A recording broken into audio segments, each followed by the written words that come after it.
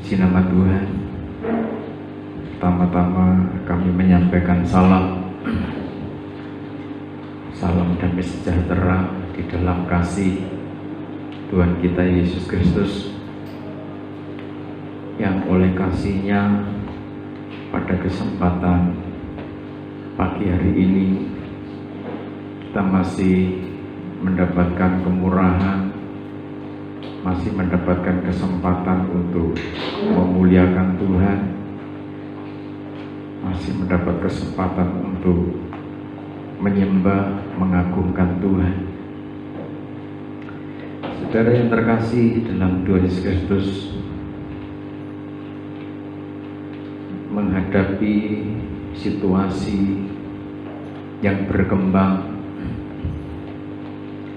menghadapi situasi yang terus terjadi di sekitar kita, yang kalau kita imani, kalau kita percaya, maka kita akan bertindak bijaksana bahwa segala sesuatu yang terjadi di bumi, bahkan di alam semesta ini, tidak terlepas dari campur tangan Tuhan.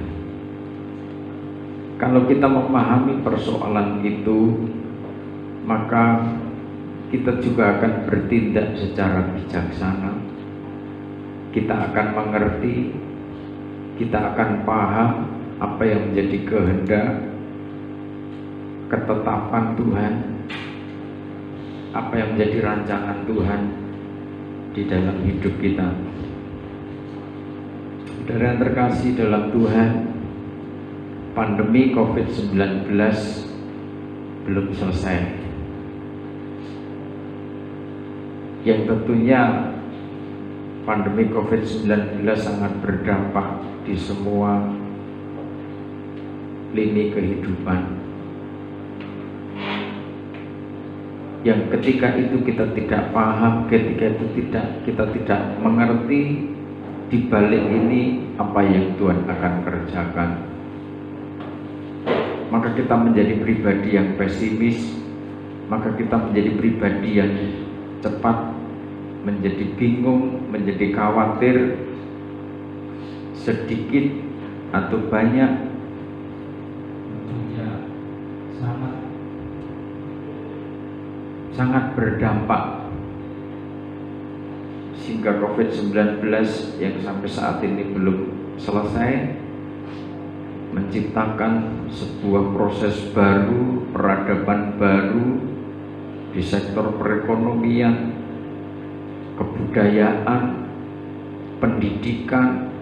Semua sektor sangat merasakan dampak dari musibah yang terjadi, tidak hanya melanda, tidak hanya menimpa Indonesia, tetapi bangsa-bangsa di muka bumi merasakan satu nasib sepenanggungan, sependeritaan.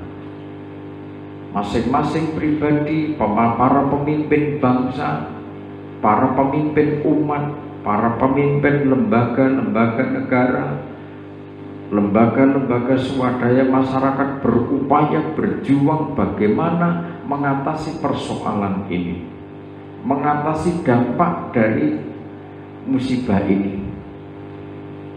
Seakan membuat manusia habis akal, seakan menghadapi persoalan manusia tidak lagi bisa berpikir dengan jernih. Banyak yang tidak bisa merasakan kedamaian, banyak yang tidak merasakan ketenangan dalam hidupnya, sehingga tidak sedikit pasangan nikah yang mengalami goncangan demi goncangan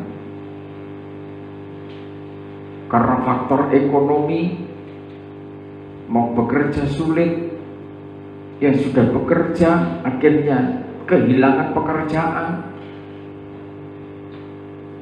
Satu persatu masing-masing mengalami suatu proses yang Saya katakan tidak kunjung selesai. Dan tentunya saudara harus bersyukur sampai saat ini ketika saudara berada pada titik tertentu di mana saudara masih ada kekuatan dari Tuhan, mendapat kemurahan dari Tuhan untuk bisa bersyukur, bisa bertahan, dan bisa tetap saudara menjalankan pekerjaan, saudara bisa bekerja, saudara bisa melayani. Sementara di luar sana banyak kehidupan yang merasakan pressure, merasakan tekanan yang begitu berat, sehingga terjadi tindak kriminal yang terus berkembang di mana-mana. Sebab itu ketika kita menghadapi situasi yang seperti itu, seakan-akan manusia habis akal. Harus bertindak apa? Sebab itu melalui ibadah Jumat Agung Paskah Kebangkitan Tuhan, kita akan mengambil pelajaran, mengambil didikan, sehingga dari sekian puluh kali mungkin saudara masuk dalam wilayah perayaan Paskah.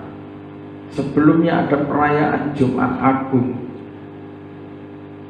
dan itu merupakan kronologi yang tidak terpisahkan satu sama lain.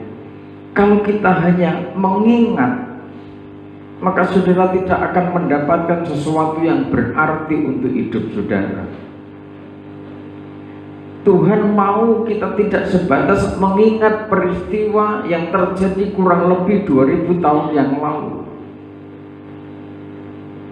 tetapi Tuhan menghendaki, Tuhan mau supaya kita masing-masing pribadi bisa meresapi, bisa memeditasikan, bisa merenungkan peristiwa itu, dan bagaimana ketika peristiwa itu sekalipun sebagian kecil terjadi dalam hidup saudara, menghadapi suatu persoalan yang seakan-akan tidak ada jalan keluar, dan saudara berada pada titik sangat tidak mampu mengatasi masalah itu, kita akan belajar pada satu peristiwa ketika Tuhan Yesus sudah mati. Dia dikubur,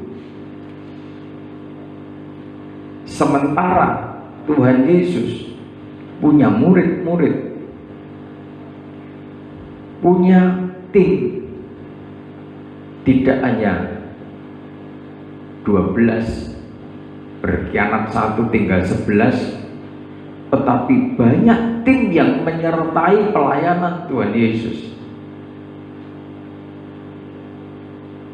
Kita akan belajar dari sikapnya murid-murid, sikapnya orang-orang yang menghadapi situasi yang sangat tidak mungkin terjadi.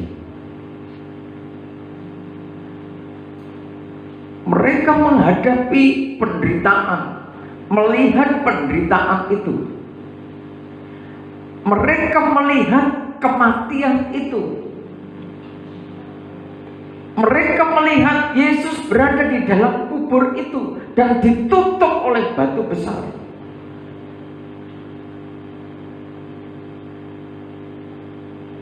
Banyak sikap, tindakan oleh orang-orang yang selama kurang lebih 3 tahun dididik siang malam oleh Tuhan Yesus, dididik untuk memahami rencana Tuhan, dididik untuk memahami ketetapan Tuhan. Tetapi ketika didikan itu harus mempribadi di dalam hidupnya, ketika penderitaan itu terjadi di dalam hidupnya, apa yang harus dilakukan. Tuhan mau kita ini menjadi hamba-hamba yang setia dan bijaksana. Untuk apa? Untuk menciptakan kedamaian, untuk menciptakan ketenangan. Kalau sudah melihat di luar sana banyak keluarga-keluarga yang kehilangan rasa damai, jika tidak sedikit karena dampak COVID-19 menjadi alasan, karena mereka tidak punya pekerjaan, akhirnya terjadi perpisahan, terjadi perpecahan di tengah-tengah keluarga.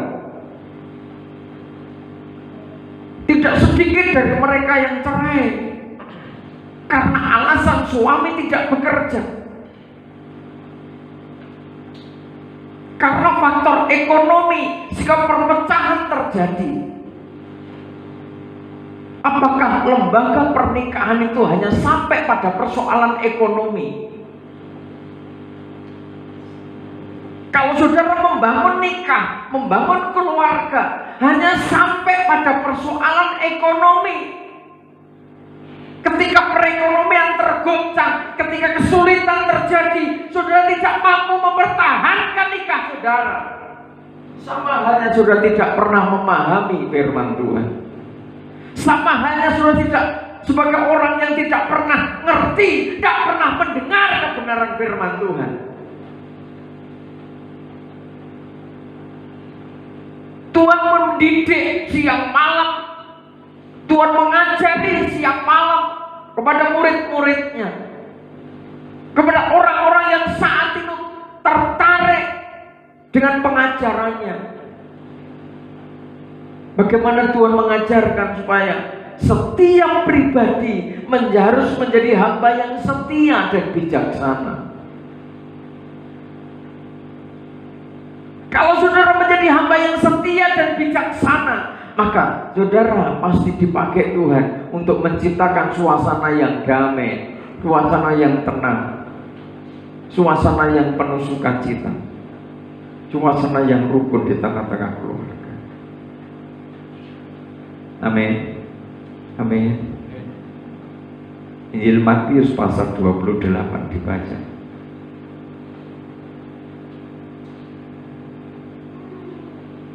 Injil Matius pasal 28.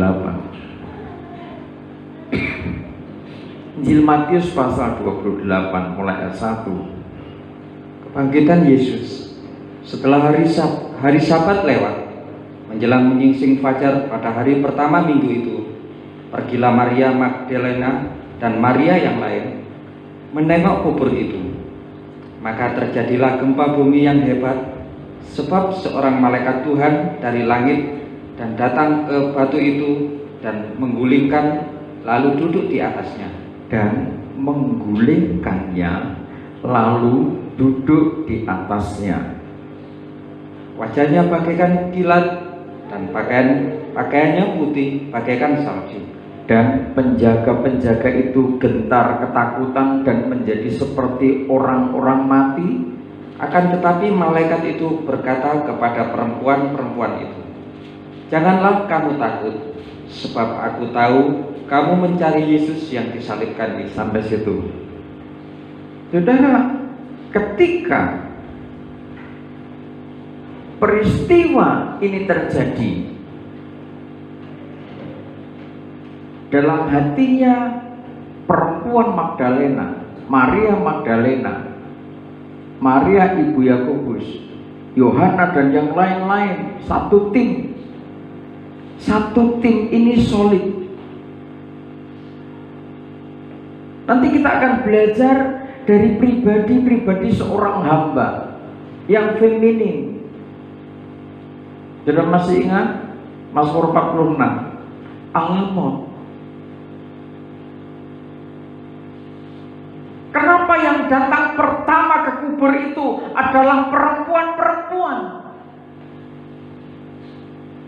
feminin? Yang maskulin kemana?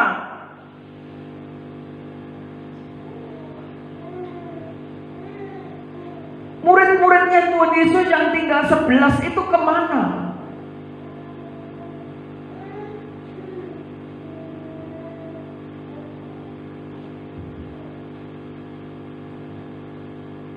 Ketika malaikat itu datang menggulingkan batu itu, batu penutup kubur, itu jawaban dari apa yang dipikirkan, yang dibicarakan, yang diperbincangkan perempuan-perempuan itu dalam perjalanan.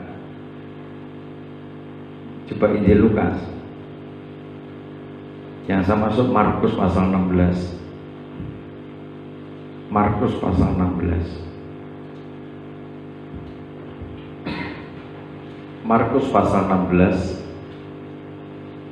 Setelah lewat hari Sabat, Maria Magdalena dan Maria ibu Yakobus serta Salome membeli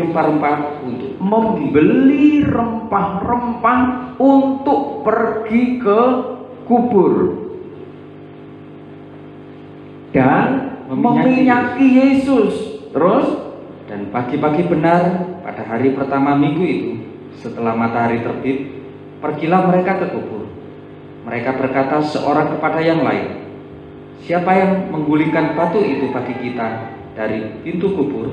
Ya, mereka berkata seorang kepada yang lain, "Siapa yang akan menggulingkan batu itu bagi kita dari pintu kubur?"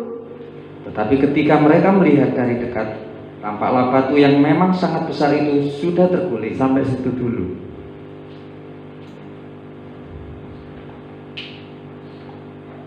Yang datang ke kubur itu bukan 11 muridnya.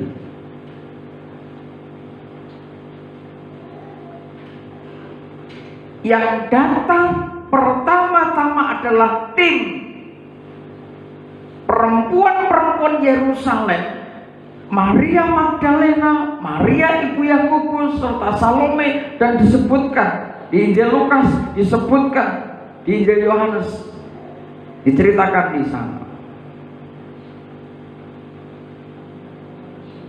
Kenapa perempuan-perempuan ini justru punya hati untuk tetap datang menyembah? Dia datang membawa rempah-rempah.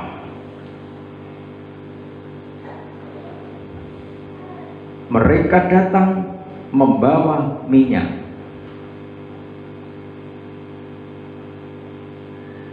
Tetapi saudara tahu, niat hatinya yang baik terhalang. Mereka membawa minyak untuk meminyaki Yesus. Mereka membawa rempah-rempah dupa untuk dibakar.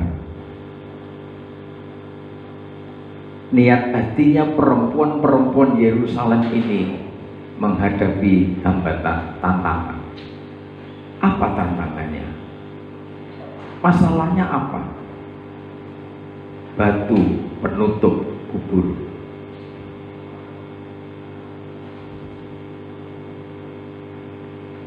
Jika mereka berbicara satu sama lain, siapa yang akan menggulingkan batu itu bagi kita?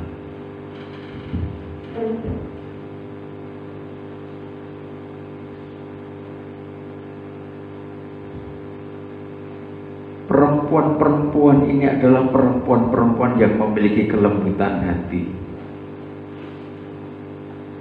Jika sekalipun dalam situasi seperti itu, mereka tetap fokus, tetap datang untuk menyembah, meminyaki, mengharumkan tubuh Kristus.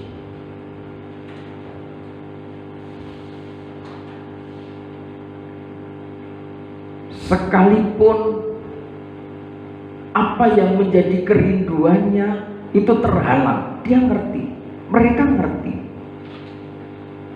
bahwa kubur itu ditutup dengan batu besar dan tidak mungkin perempuan-perempuan ini mampu menggulingkan.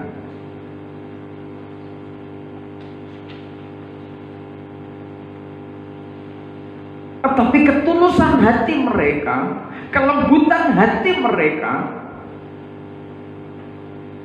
mampu mengetuk hati hatinya Tuhan, menembus hadirat Tuhan, sehingga Tuhan mengirimkan malaikatnya turun membuka penutup kubur itu. Sekalipun kerajaan surga ngerti di dalam kubur sudah tidak ada jasadnya Tuhan Yesus,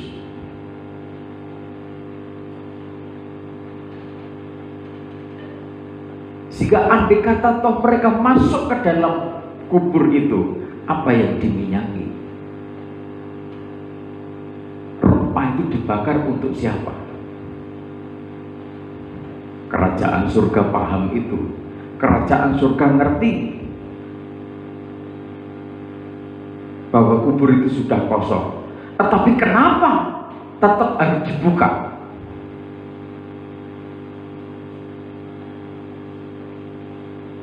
Apa tidak cukup malaikat berbicara di depan pintu itu bahwa dia sudah bangkit?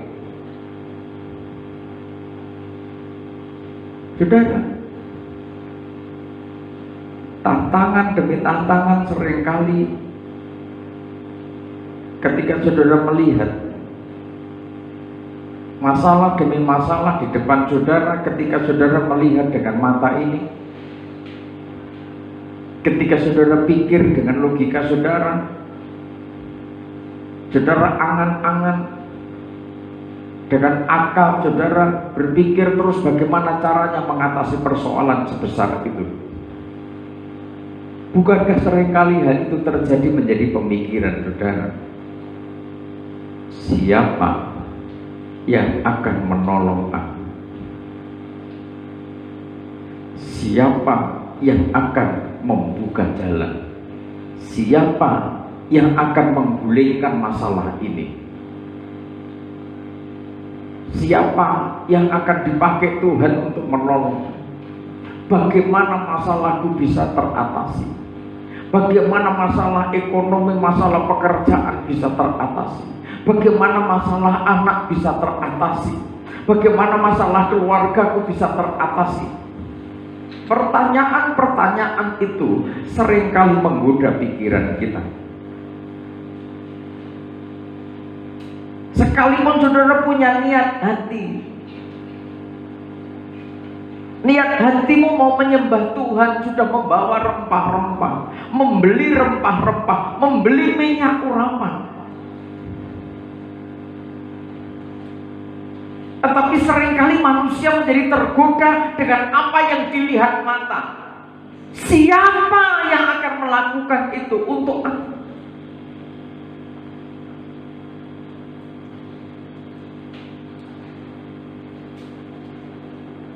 Banyak manusia yang mau datang kepada Tuhan, menyembah Tuhan, tetapi logikanya justru malah semakin kencang.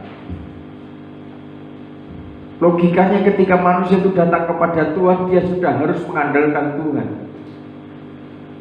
Sudah saatnya harus mengandalkan Tuhan, percaya kepada kemampuan Tuhan, bahwa Tuhan sangat mampu menolong, Tuhan sangat mampu, sangat bisa menyatakan mujizatnya.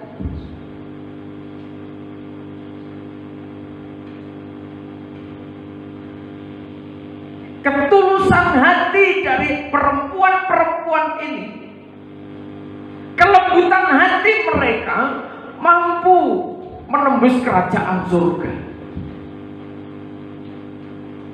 Kelembutan hati mereka itu terdidik, terlatih sejak awal. Kalau saya membaca Lukas pasal 8, perempuan-perempuan ini terbiasa, terlatih melayani Tuhan.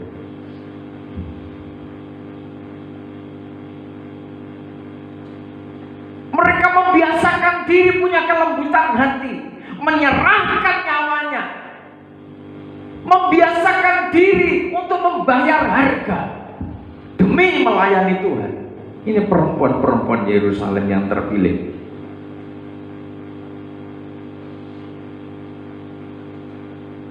Saudara tengok, muridnya kemana yang maskulin itu, yang berani apapun yang terjadi, Aku dulu, kalau Tuhan mati, aku juga mati. Jari Petrus. Tapi ketika proses salib, proses penderitaan, kemana mereka? Karena beberapa saat yang lalu saya katakan, ketika saudara suatu saat menghadapi proses salib, jangan heran kalau saudara tidak disapa orang. Jangan kaget ketika saudara ditinggalkan sahabat-sahabatmu. Jangan kaget ketika saudara ditinggalkan sanak familimu yang dulu akrab, hampir tiap pagi, mungkin tiap malam menyapa dalam WA dan lain sebagainya. Jangan kaget ketika saudara dalam penderitaan, dalam proses ekonomi terproses, keluarga seizin Tuhan terproses, semua sisi kehidupan dalam hidupmu terproses. Kalau sedang proses terjadi, belajarlah seperti perempuan-perempuan Yerusalem, tetap punya kelembutan hati, fokus kepada Tuhan, andalkan Tuhan, maka saudara pasti merasakan kebangkitan yang dari Tuhan.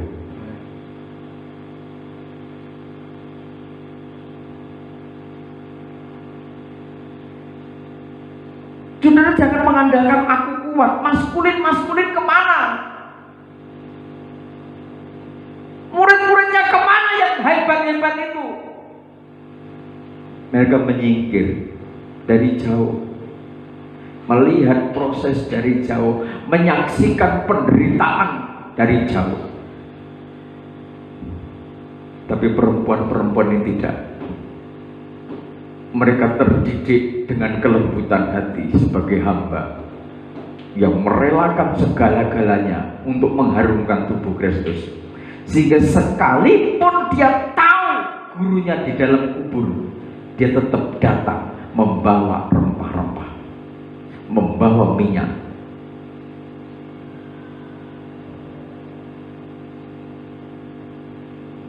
Memaknai Paskah harus kita upgrade ke dalam diri kita.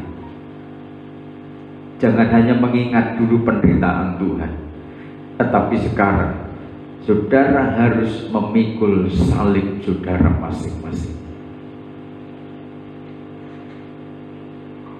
Masing-masing ada proses untuk menuju, untuk terciptanya, terbentuknya hidup kita masing-masing menjadi hamba yang setia, hamba yang bijaksana, sehingga sudah dipakai oleh Tuhan menciptakan kedamaian, nikah damai, mulai dari dalam nikahmu damai.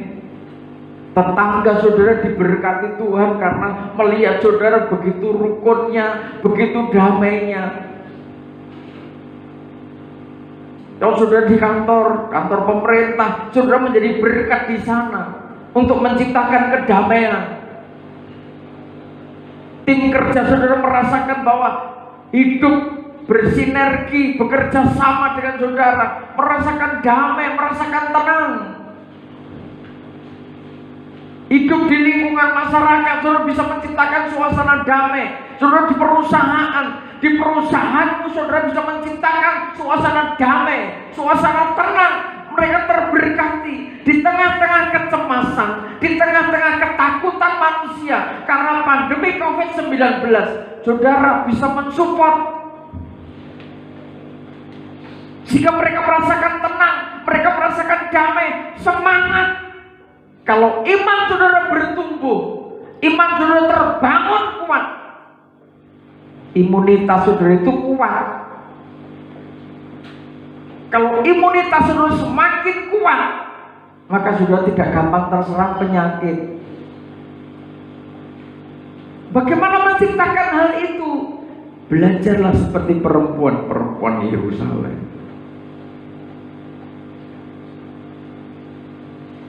Sampai sembah saudara, sampai sembah pujian saudara menembus kerajaan surga. Jika malaikat dikirim untuk mengatasi, untuk menggulingkan persoalan yang besar itu. Amin. Amin. Standarnya adalah standar kerajaan surga. Jangan mengukur apa yang saudara kerjakan dengan ukuran saudara, tetapi ukurlah dengan standar kerajaan surga. Kalau saudara ukur dengan standar kerajaan surga, saudara nanti akan merasakan mujizat Tuhan. Jika jangan merasa aku sudah seperti ini, sudah seperti itu, Tuhan aku sudah berjuang semaksimal mungkin. Tetapi kalau saudara bekerja melayani tanpa kelembutan hati, tanpa kerendahan hati, semua sia-sia. Tapi kalau saudara kerjakan semuanya dengan kerendahan hati, sebagaimana saudara itu melayani Tuhan, layani Tuhan dengan sepenuh hati. Hati-hati, jangan dengan sumut-sumut, jangan dengan pemberontakan.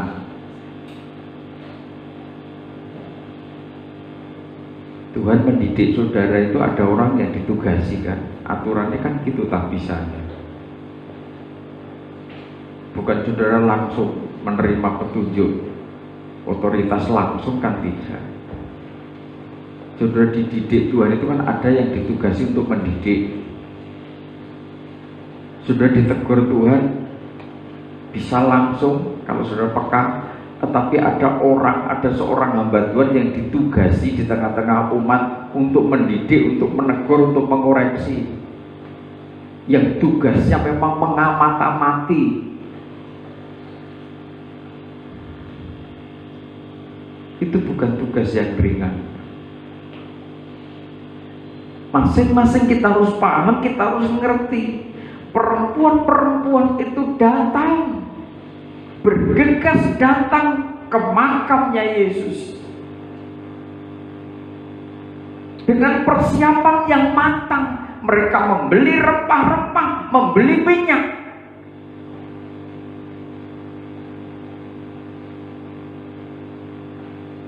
Ngerti kalau jasadnya sudah tidak bisa berbuat sesuatu secara kasat mata. Perempuan-perempuan itu ngerti kalau jasadnya yang di makam itu tidak bisa berbuat sesuatu. Mereka ngerti. Tetapi di sisi lain mereka percaya, mereka ingat firman yang dikatakan bahwa kematian itu hanya 3 hari. Setelah itu terjadi kebangkitan. Saudara, masing-masing pribadi merindukan kebangkitan. Seringkali kuasa penderitaan, kematian, dan kebangkitan ini diadopsi, diterapkan bagaimana supaya kita mengalami kebangkitan.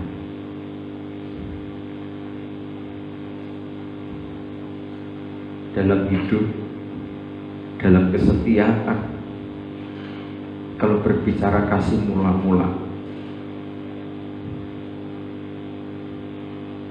tidak mudah. Sebab di sana hukumnya, apa yang saudara sudah lakukan, lakukan. Jangan tinggalkan itu.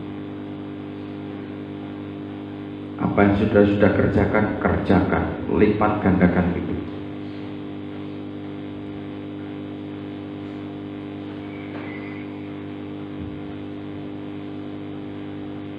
Berbicara kasih mula-mula, maka berbicara tentang penyaliban diri. Fokusnya pikiran, fokusnya hati untuk melakukan sesuatu, itu semua terarah pada Tuhan. Tapi ingat, tantangan menuju kepada sinar kemuliaan Tuhan, sinar Shekinah Glory, tubuh kemuliaan, tubuh kebangkitan itu terjadi. Tantangannya tidak ringan.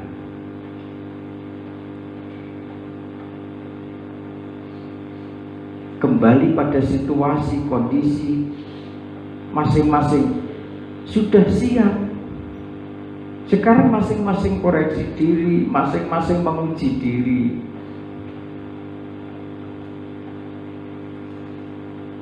Ketika saudara menyembah Tuhan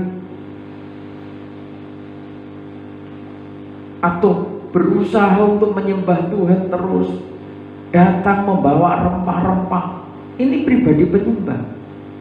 Tidak cukup rempah-rempah, tetapi minyak urapan dibawa.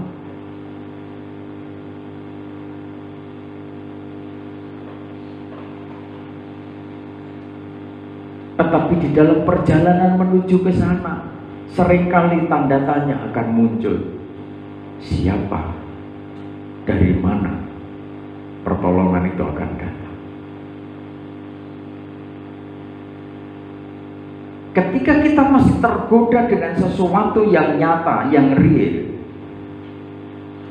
maka kita tidak akan merasakan sesuatu yang abstrak menjadi real, yang supranatural menjadi nyata. Tetapi ketika saudara sudah masuk sebagai penyembah, saudara siap mengharumkan tubuh Kristus, saudara siap untuk membangun hidupmu sebagai seorang hamba yang tetap terfokus pada tubuh Kristus. Saudara pasti merasakan tepat waktunya ketika saudara datang menghadapi peristiwa itu, saudara merasakan masalah itu sudah terguling, masalah itu sudah diatasi Tuhan lewat malaikat. Perempuan-perempuan Yerusalem itu tidak tahu ketika malaikat itu mengerjakan menggulingkan batu. Tetapi ketika mereka datang di tempat itu, di kubur itu, melihat bahwa batu sudah terbuka, penutup kubur itu sudah digulingkan.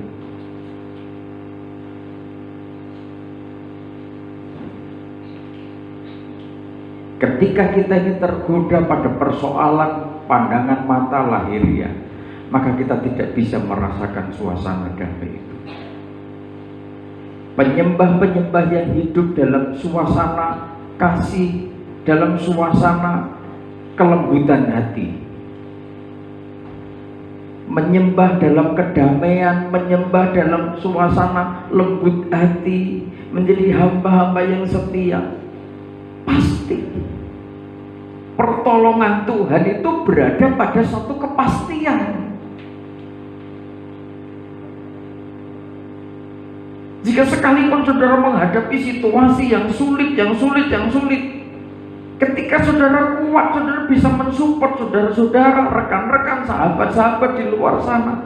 Dalam kecemasan, dalam ketakutan, saudara bisa membangun mental mereka, saudara bisa membangun iman mereka. Dalam suasana damai, saudara bisa mensupport mereka yang putus asa, yang putus pengharapan.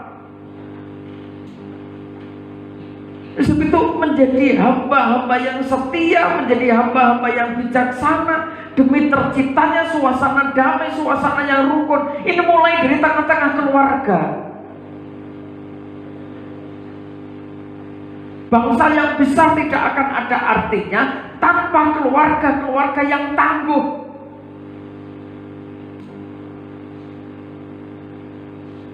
Kota kita akan disebut kota yang tangguh. Itu dimulai dari keluarga-keluarga yang paham, yang ngerti bahwa keluarga harus menjadi keluarga yang tangguh, yang kuat dalam situasi pandemi seperti ini. Jika pasti diberkati Tuhan. Bukan hanya persoalanmu yang diatasi, tetapi persoalannya banyak orang. Saudara mampu mengatasinya. Penyembahan saudara tidak hanya cukup mengatasi persoalanmu, tetapi penyembahan saudara, kelembutan hati saudara mampu menggulingkan persoalan banyak orang. Itu tujuannya Tuhan memilih saudara.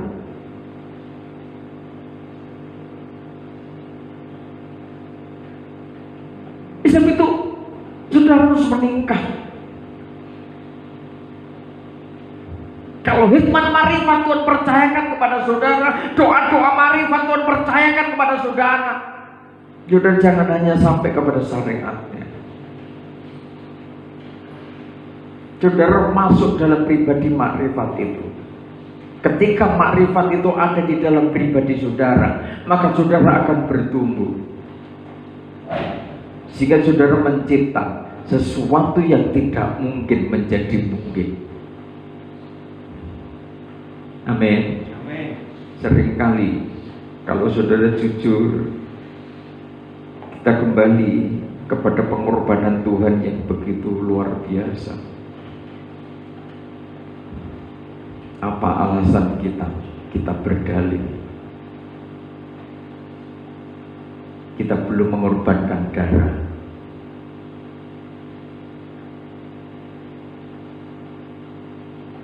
Seringkali sudah sesambat.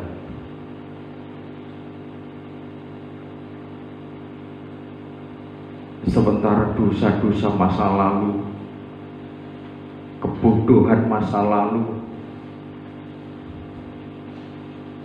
sebenarnya tidak terampuni.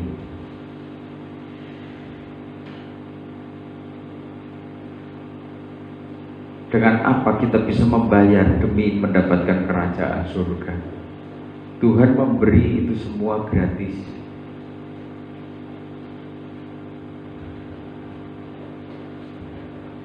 Tuhan tidak mengingat lagi dosa-dosa kita. Tetapi seringkali manusia begitu beraninya menentang didikan Tuhan.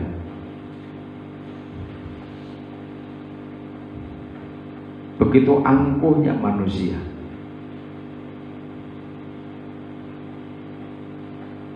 Orang-orang yang punya karakter seperti itu biasanya hanya melihat dari jauh, tidak mau menjadi pelaksana, tidak setia menjadi pelaksana. Ketika proses penderitaan, banyak pekerjaan, akhirnya keluh kesahnya sampai ke langit. Perlu saudara tahu, saya sudah berulang kali sampaikan, mulai dari para full timer, kalau saudara konsisten, komitmen dengan panggilan Tuhan, pekerjaan di pundakmu akan semakin banyak. Saudara jangan hanya bicara kegerakan seperti ini, tapi saudara menjadi pelaku.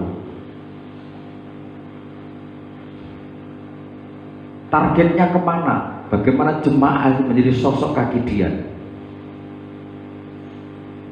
Targetnya gembala apa? Targetnya gembala jemaat harus menjadi kaki dia.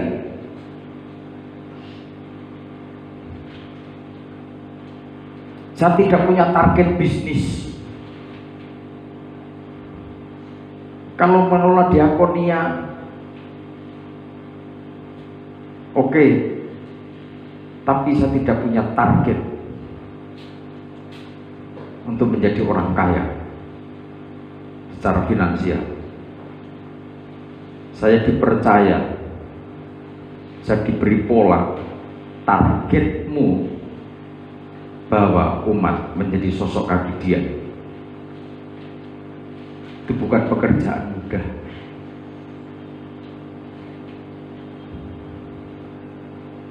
Kaki dia emas.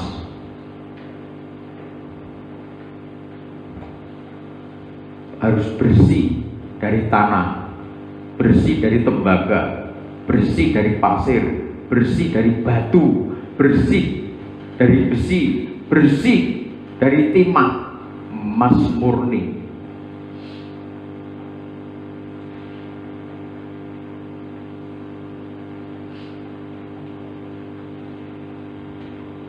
Tidak gampang. Mendidik jemaat, mendidik full timer jadi satu talenta emas murni aja tidak gampang. Belum di tempat jadi pelita, baru di tempat jadi satu talenta emas, jadi bahannya. Jangan renungkan.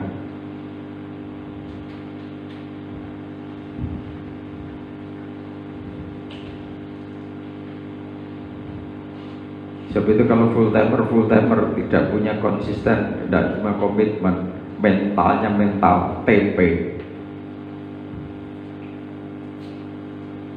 mentalnya mental, bukan mental budak roh di pembangunan tubuh Kristus. Saya jamin pasti tidak kuat. Maskulin, melihat penderitaan pasti minggir.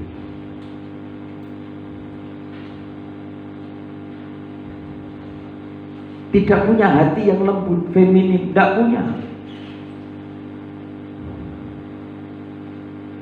Saudara jangan pikir full timer apa bisa jatuh. Lucifer aja jatuh kok.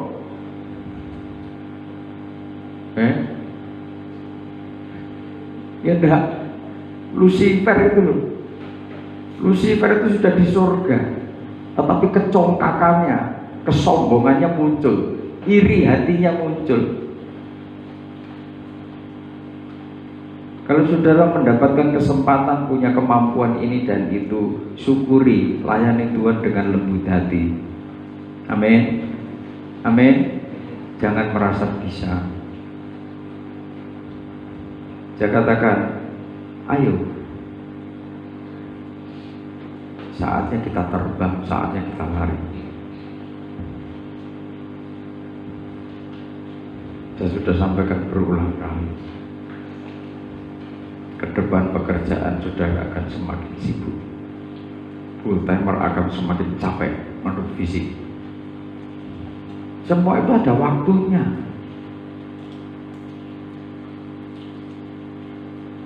Bukan saya tidak mau dikritik, silakan mau mengkritik gembala.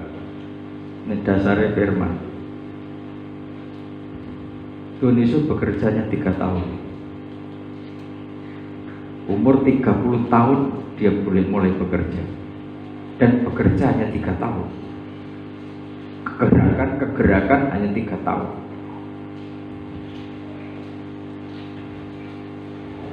Yang lainnya apa? Membentuk, mencetak, mengkader pemimpin-pemimpin yang handal untuk akhir zaman. Itu tidak gampang.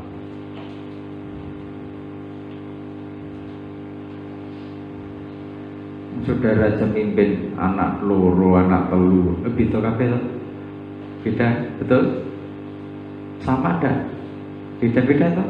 Ada yang nurut, ada yang langsung iya pak, iya ma, siap. Ada yang bulet gitu. Diajak ibadah jam 6 telat 15 menit. Ibadah diundur supaya tidak telat, ibadah jam 7 telat setengah jam umpamanya gitu.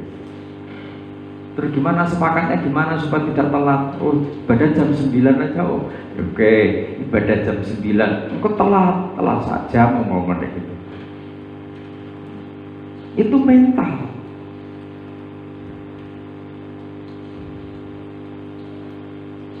Anakmu 3, anakmu 2, atau anakmu 1, enak ya anaknya 1, belum tentu. Ada yang sregep, bangun pagi-pagi, ada yang dibangunkan sulit banget. Ya andai kata itu terjadi di pastorio perempuan, saudara nggak ngeluh. Yang harusnya sudah ngerti, harusnya sudah paham, nggak usah. Ini terus terang, tak sampaikan, didik orang itu nggak mudah. Maka nanti kalau Pak D sudah ada pensiun, tidak apa-apa di pastori. Satu saat saya tak pergi kemana gitu kan, pelayanan luar kota, luar pulau, hadir di pastori. Jangan di rumah, di pastori.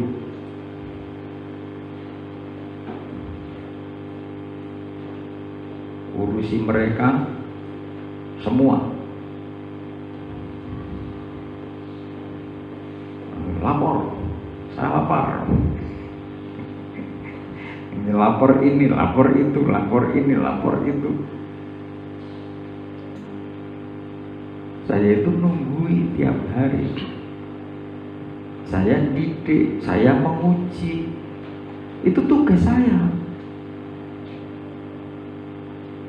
Apa mulus? Enggak.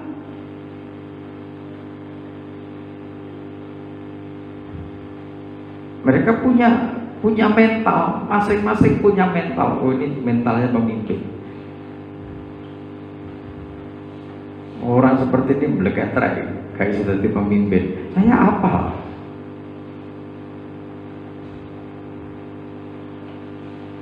Ini calon pemimpin, calon hamba yang setia dan bijak.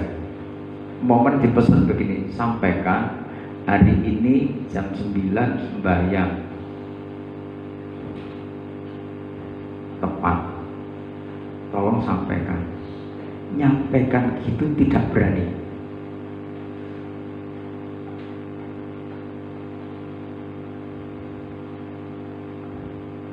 Ada yang model begitu. Jam sekian sembahyang, bangunkan. Tidak berani bangunkan. Karena apa? Resiko. Mentalnya bukan mentalnya Kristus, pikirannya bukan pikirannya Kristus. Kalau pikirannya, mentalnya mental Kristus, kasihan. Dasarnya apa? Kasihan.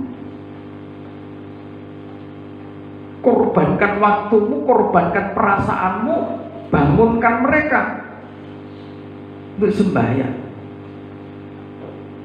Dibangunkan malah ngamuk, dibangun. Nah, kalau sudah begitu, sudah saatnya saya diam. Saya ini hamba Tuhan. Saya datang ke Mojokerto bukan kemauanku sendiri.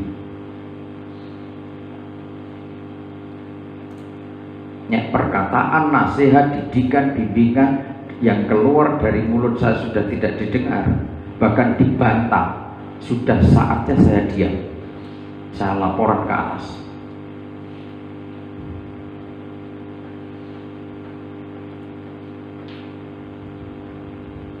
Saya hanya bisa nangis.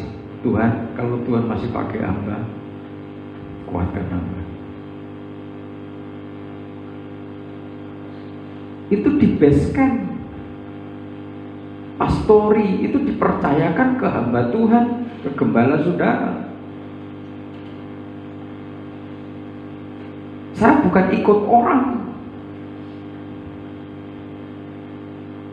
Andai kata saya ikut orang, saya pernah ikut orang berapa kali, ikut hamba-hamba Tuhan berapa kali, sehingga saya ngerti bagaimana perasaan, sehingga saya tidak akan melakukan sesuatu yang di luar batas.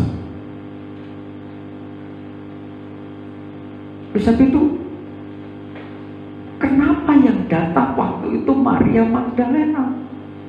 Saudara tahu latar belakangnya Maria Magdalena.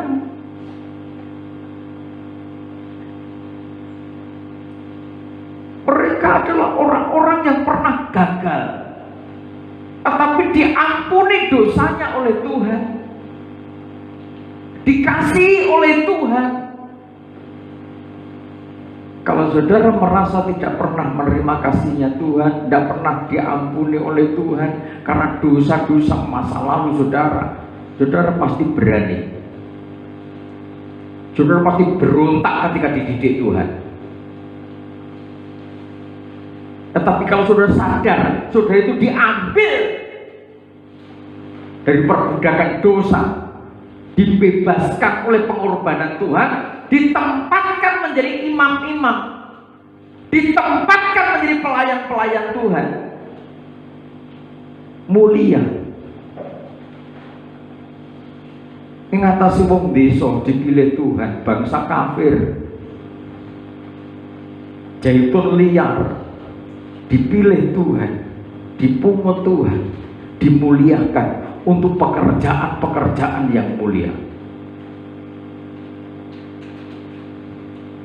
Masuk sampai sekian tahun tidak paham, tidak mengerti.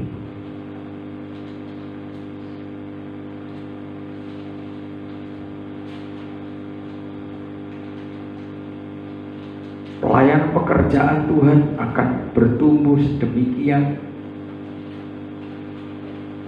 Semua harus siap, kan sudah saya katakan berulang kali, ada prosesnya.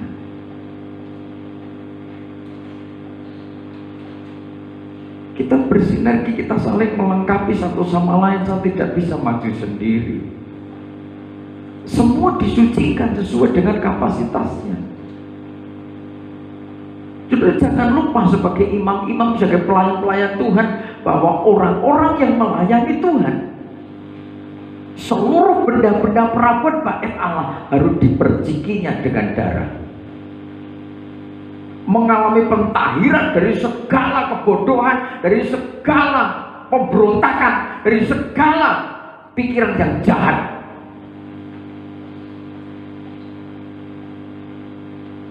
Kalau tidak mengalami percikan darah, tidak layak.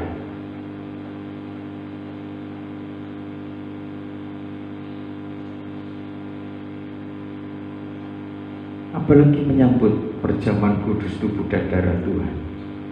Banyak yang mati, mati rohani, mati iman, mati rasa. Banyak yang sakit. Karena apa? Dalam hati yang tidak damai.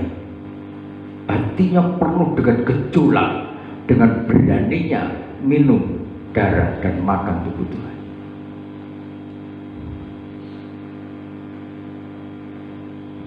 Karena selektif ketika mau menyambut, memanfaatkan pengorbanan Tuhan dalam perjamuan kudus.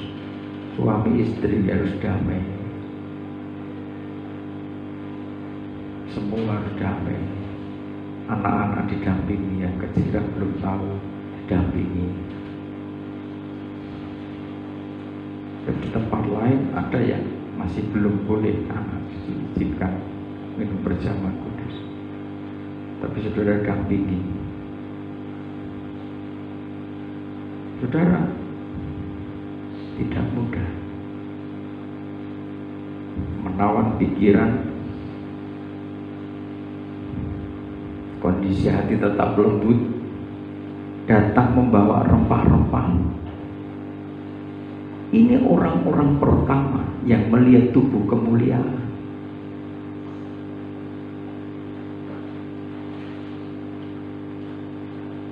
Yang melihat Tuhan Yesus bangkit dalam tubuh kemuliaan, bukan murid-muridnya yang maskulin itu, tetapi perempuan-perempuan ini yang pertama kali melihat Tuhan Yesus dalam tubuh kemuliaan.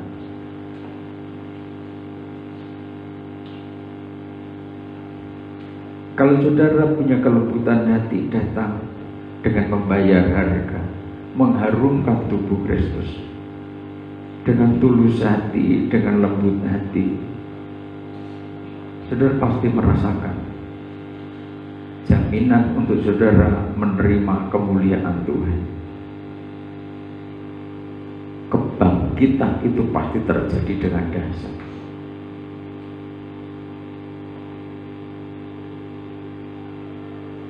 Dengan catatan harus menjadi manusia baru. Maria Magdala dan yang lain-lain, mereka dibaharui dari hari ke hari.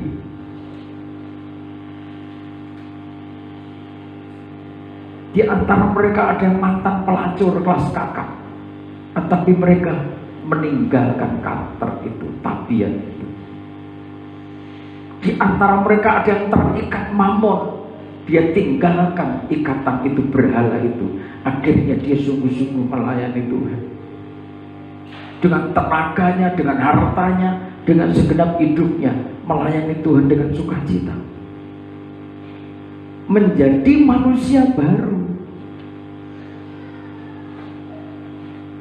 Jadi ketika saudara sadar bahwa Tuhan Yesus berkorban, mati dan bangkit untuk hidup saudara, maka saudara harus hidup bukan untuk dirimu sendiri, 2 Korintus pasal 5 ayat 15 dan seterusnya, tetapi saudara harus hidup untuk Tuhan, bukan untuk dirimu sendiri.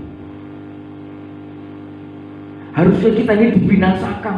Ayat itu seringkali dibaca, tapi kalau seperti itu tidak pernah berkembang, tidak pernah bertumbuh, kualitas rohanimu justru malah semakin jatuh, semakin jauh. Seperti murid-murid yang berkhianat, tidak datang membawa rempah-rempah, tetapi justru menjauh ketika kesulitan terjadi. Kolose pasal 3. Surat Kolose pasal 3.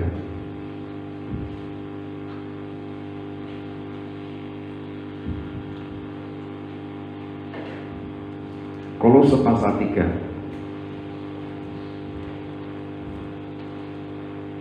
Manusia baru. Karena itu matikanlah dalam dirimu segala sesuatu yang duniawi, Segala sesuatu yang duniawi, yaitu percabulan, kenajisan, hawa nafsu, nafsu jahat, dan juga keserakahan yang sama dengan penyembahan berhala. kalau segala sesuatu, didikan, tempaan itu diterima dengan hawa nafsu, akhirnya nanti punya nafsu jahat. Itu identik dengan pemberhalaannya perasaan. Semuanya itu mendatangkan murka Allah Atas orang-orang durhaka. Orang-orang seperti itu adalah orang-orang yang durhaka. Maria Magdala dan yang lain-lain sudah meninggalkan hal seperti itu, tidak lagi menjadi orang durhaka, tetapi orang-orang yang dibaharui oleh Tuhan. Sejak Tuhan Yesus melayani di kota-kota, di desa-desa, di gunung-gunung, mereka melayani dengan setia, menopang Tuhan Yesus, melengkapi pelayanan Tuhan Yesus. Sampai kematiannya pun perempuan-perempuan itu masih setia untuk datang membawa rempah-rempah dan minyak. Mereka bukan lagi orang durhaka, tetapi orang yang dibaharui. Dahulu kamu juga melakukan hal-hal itu ketika kamu hidup di dalamnya. Tetapi sekarang buanglah semuanya ini, yaitu marah, geram, kejahatan, fitnah, dan kata-kata kotor yang keluar dari mulut. Ya, jangan ada kata-kata kotor, tindakan yang jahat. Jangan sampai hal itu terjadi. Jangan lagi kamu saling mendustai, karena kamu telah menanggalkan manusia lama serta kelakuannya, dan telah mengenakan manusia baru yang terus-menerus dibaharui untuk memperoleh pengetahuan yang benar menurut gambar kaliknya. Dalam hal ini tiada lagi orang Yunani atau orang Yahudi, orang bersunat atau orang tak bersunat, orang barbar atau orang Skit, budak atau orang merdeka, tetapi Kristus adalah semua dan di dalam segala sesuatu. Karena itu sebagai orang-orang pilihan Allah yang dikuduskan dan dikasihinya, kenakanlah belas kasihan, kemurahan, kerendahan hati, kelemah lembutan, dan kesabaran. Jadi untuk menjadi hamba yang setia dan bijaksana, untuk menjadi pribadi-pribadi yang dipercaya Tuhan, yang dipilih Tuhan. Kalau saudara itu pilihan Tuhan, pasti secara bertahap terus meningkat, mengalami peningkatan kualitas rohani, sehingga hidupmu itu penuh belas kasihan, penuh kemurahan hati, kerendahan hatinya semakin luar biasa, semakin kuat, semakin nyata, kelembutan hatinya, kesabarannya pasti terbentuk di situ. Sabarlah kamu seorang terhadap yang lain, dan ampunilah seorang akan yang lain. ya. Apabila seorang menaruh dendam terhadap yang lain, sama seperti Tuhan telah mengampuni kamu, kamu berbuat jugalah demikian. Jadi kalau sudah itu merasa sudah diampuni Tuhan, ya miliki kelembutan hati. Yang dididik Tuhan itu tidak hanya saudara, tidak hanya full timer. Saya pribadi dididik Tuhan. Dan didikan Tuhan itu tidak enak menurut ukuran manusia darah daging. Didikan yang begitu luar biasa, di luar kemampuan manusia. Saya alami, saya jalani, saya belajar menundukkan diri, saya belajar setia tanpa perbantahan. Jika saya sudah biasa, ketika tidak dipercaya orang, saya tidak dihargai orang, saya tidak dihargai full timer, saya tidak kaget. Yang penting Tuhan masih menghargai saya. ketika saya masih dipakai oleh Tuhan, saya masih berharga di hadapan Tuhan.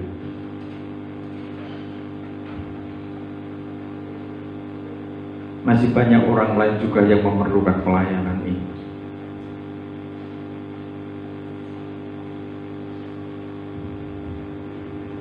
Dan di atas semuanya itu kenakanlah kasih sebagai pengikat yang mempersatukan dan menyempurnakan. Hendaklah damai sejahtera Kristus memerintah dalam hatimu, karena untuk itulah kamu telah dipanggil menjadi satu tubuh.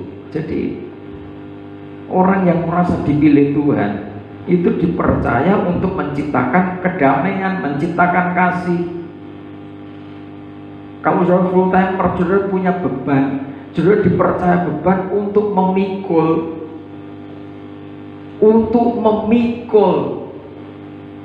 pergumulannya umat.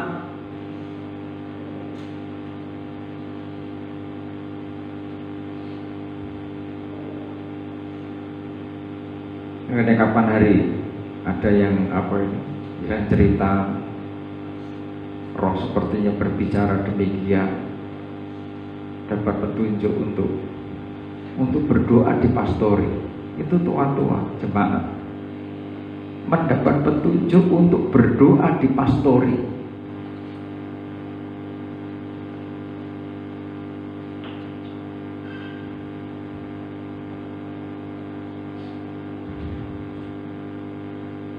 Ya, itu dari Tuhan, ibarat perempuan-perempuan Yerusalem yang dipercaya membawa rempah-rempah.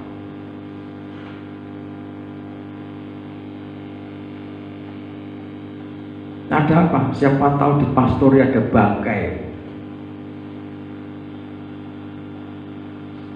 ada jasad yang mati kasihnya, mati rohaninya, mati imannya, mati tampisannya. Jika saudara harus datang membawa rempah-rempah, didongakne ben bangkit.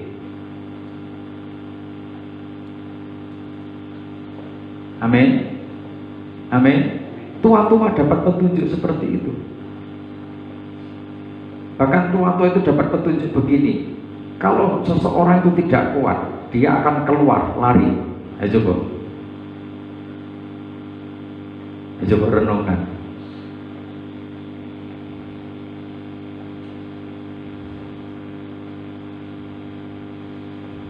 Tubuh Kristus itu seperti itu. Saya kan belum cerita apa-apa tentang apa yang terjadi di pastori.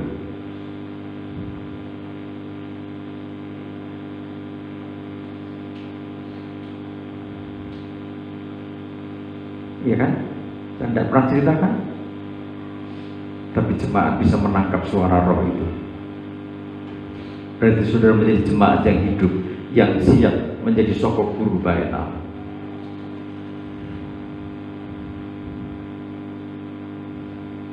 Saya berdoa sama istri, mudah-mudahan bangkit dari kematian.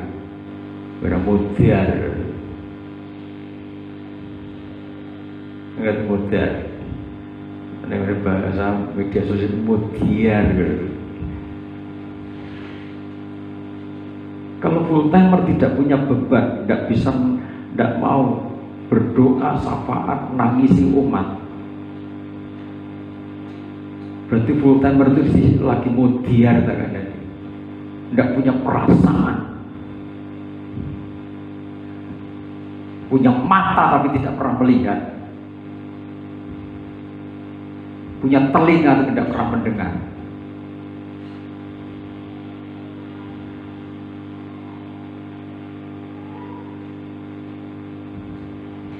Kalau sudah ditempatkan Tuhan di situ, memang bebannya seperti itu.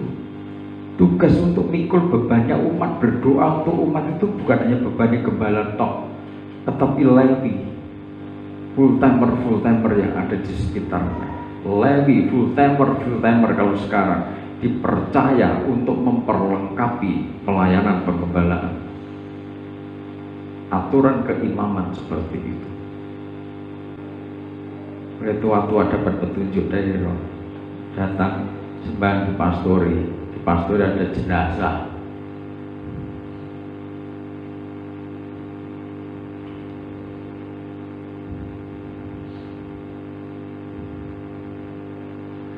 dongane ben bangkit. Opang gembala supaya gembala tidak berjuang sendiri. Maka beberapa saat yang lalu kan istri sampai bilang, "Papi jangan merasa berjuang sendiri ya. Oh, enjoy aja, teman banyak kok." Hamba bantuan kota kabupaten ratusan orang. Kita saling support. Yang senasib dengan saya itu banyak, yang diikuti orang juga banyak, yang ditikam juga banyak, yang diwaneni karo sing diopeni juga banyak kok. Kalau kami sharing-sharing dengan mereka itu pikirnya mereka juga enggak, kita sharing. Hamba Tuhan itu seperti itu.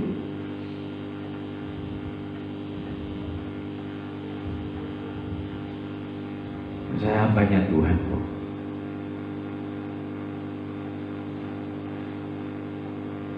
Tugasku mendidik, tugasku menguji, mendidik, mengamati, menguji, mendidik, mengamati, menguji. Kalau sudah teruji, ya silakan, itu urusannya masing-masing dengan Tuhan. Kenakan kasih sebagai pengikat yang mempersatukan dan menyempurnakan. Saya mengampuni, tetapi urusan saudara dengan Tuhan tidak bisa hanya dianggap selesai.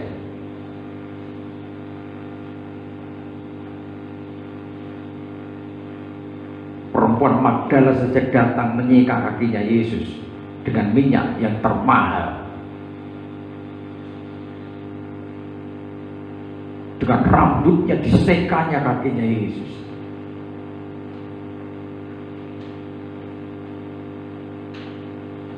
Sampai Yesus dalam kematian, perempuan itu setia, datang tetap membawa minyak, datang membawa rempah-rempah.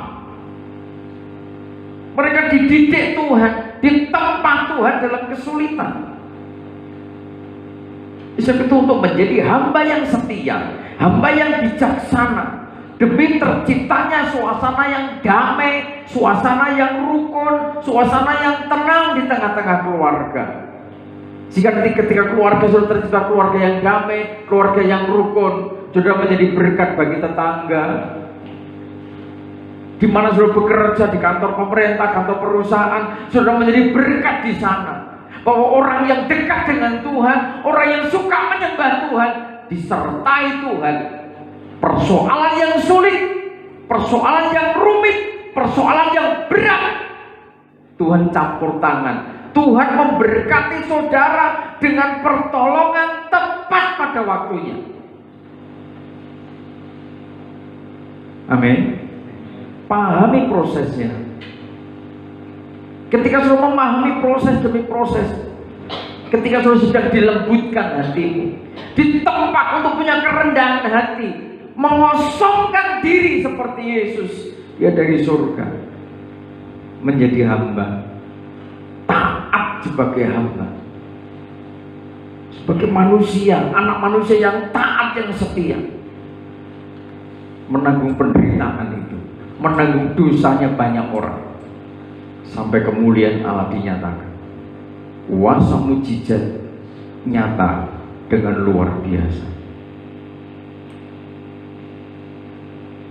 Saudara akan merasakan kebangkitan ketika sudah bersekutu dengan kematian, dengan penderitaan. Sudah tidak akan pernah bangkit ketika sudah tidak menjalani proses kematian. Nyawamu diserahkan untuk dididik, ditempa menjadi tubuhnya Kristus, bagian dari organisme tubuh Kristus. Dia hidup, ada harapan untuk hari esok. Dia hidup untuk menjadikan saudara kuat. Dia bangkit, ada harapan untuk saudara bangkit dari keterpurukan. Dia bangkit, ada harapan untuk saudara dipulihkan menjadi hamba-hamba yang setia. Jangan ada yang keraskan hati, sebab kita ini debu di hadapan Tuhan. Saudara sedang dibawa, dituntun menuju kesempurnaan. Jadilah hamba-hamba yang setia, jadilah hamba-hamba yang bijaksana, tetap terfokus membawa rempah-rempah, membawa minyak kuraman untuk datang kepada Dia. Maka di balik kubur itu ada kemuliaan, ada kebangkitan yang dahsyat. Tuhan yang mengerjakan dari kerajaan surga.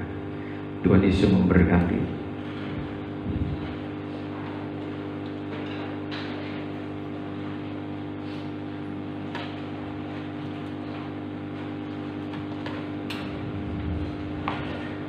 Sebab Dia hidup, ada hari esok.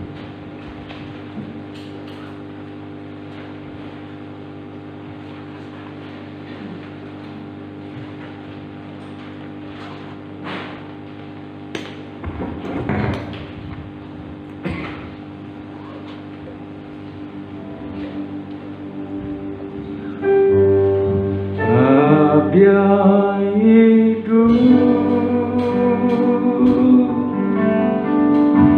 ada hari esok, sebab Dia hidup. Aku tak gentar,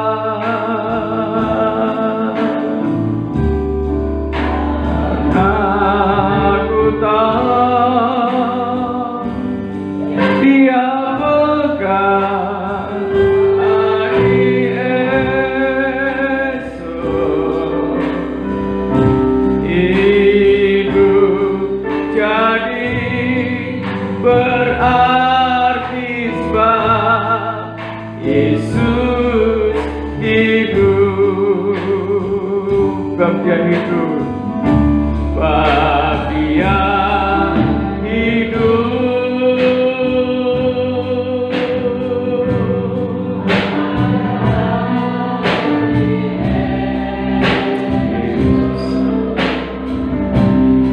Sebab Dia hidup. Sama-sama berdiri. Pelayan perjamuan musik persiapkan diri.